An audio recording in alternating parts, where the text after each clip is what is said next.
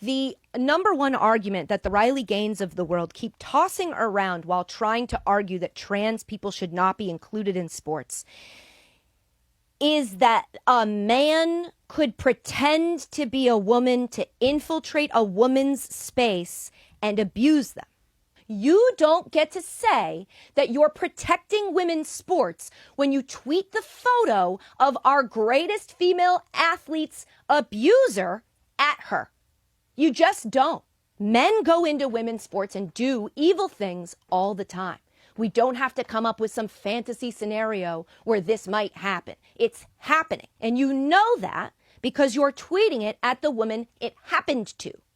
I just am sick of people acting like keeping people out of sports is some revolutionary position to take, when actually, if you look through the history of sports, it's like kind of the establishment. Sports loves to keep people out. Fighting for inclusion in sports is actually the radical position to take. I've promoted this podcast by saying I think it's important because sports are for everybody, and I mean everybody. Trans people are people. Maybe you don't know any. So maybe that's why it's so easy for you to erase their humanity and refer to them as if they're just men pretending to be women so they can abuse people. These are children, high school children.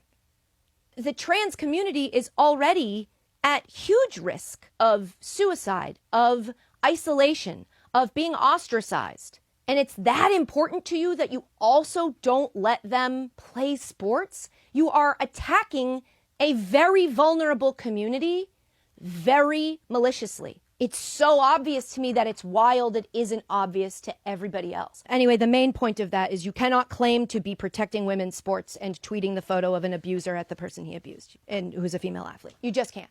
So there goes that argument. Come up with something else.